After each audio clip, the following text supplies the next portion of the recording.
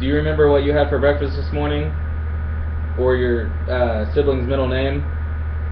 Well, I had 2 eggs and a couple slices of bacon, and my sister's middle name is Michelle.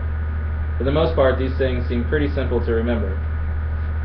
Unfortunately, for people who suffer with mild to moderate Alzheimer's disease, they have a very difficult time in remembering things that seem like such a simple aspect of our life.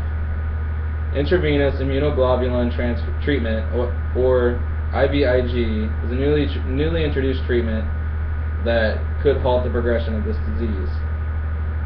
According to ScienceDaily.com, even though the primary studies were negative, some of the subgroup analysis showed that there may be dose-dependent reductions of the protein beta amyloid levels in the blood and in the brain of people who have the APOE4 genotype.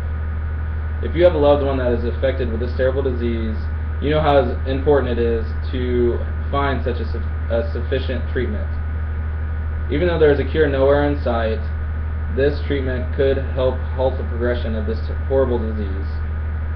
First, I'm going to explain what Alzheimer's disease is and what it affects. Then I'm going to discuss what intravenous immunoglobulin treatment is and the controversy behind whether it was effective or not. The brain is a complex organism that is made up of over 100 billion nerve cells, otherwise known as neurons. Scientists haven't been able to narrow down exactly how Alzheimer's disease affects the brain, but they do have a general idea. They suspect that it affects how cells interact within the brain, and then in turn causes a chain reaction of malfunctioning cells, which just in turn damages the brain. There are 2 abnormal structures that are prime suspects for damaging and killing cells, known as plaques and tangles. Plaques are a collection of fragments of beta amyloid protein that are found in between the cells, and tangles are a complex fiber network of the protein tau that is actually found inside the cells. Although this is a normal process of aging in a human, they are found in much larger quantities in people who suffer with Alzheimer's disease. The illness begins only rarely with evidence of focal cortical dysfunction such as aphasia or spatial disorientation, and as it progresses, the effects becomes more evident in things such as memory, reasoning, orientation, judgment, ability to calculate, and or use language. This disease progresses very fast, and that is why we must find sufficient treatment soon. IVIG treatments contain working antibodies that are harvested from plasma of healthy donors. Gamma Globulin Alzheimer's Partnership Study, otherwise known as GAP, was a phase 3 double-blind placebo-controlled clinical trial that was in 390 people. Like I mentioned before, the initial results were negative, but they did have successful observations in the subgroups that did show some promise.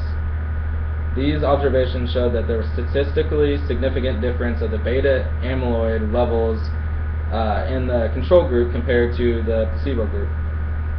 In 2006, Dr. Elkin was in charge of a pilot trial that showed that there was cognitive stability in patients that received this treatment for a year or more. They noticed that once the treatment of IVIG stopped, they had decline in cognitive function, and when they started the treatment back up, they noticed that the cognitive function stabilized again. All this evidence shows why IVIG clinical trial was a successful clinical trial. Unfortunately, for a clinical trial to be considered successful, it must meet a heavy amount of specific criteria.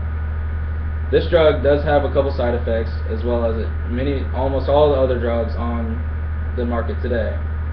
Some general complaints are headache, dizziness, fever, nausea, vomiting, itching, and cough, and this can be found with many other medicines that we use.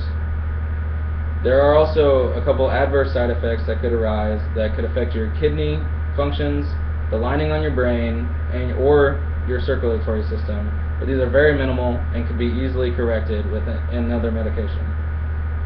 There has never been a medication on the market without a side effect, and that shows that the benefits of IVIG treatment heavily outweigh the risks of this treatment and should be continued until FDA approved. Alzheimer's disease affects more than just the patients, it affects their families as well. So when asked to do this treatment, just remember that IVIG is the best option available to this day, and it could potentially halt the progression of this horrible disease.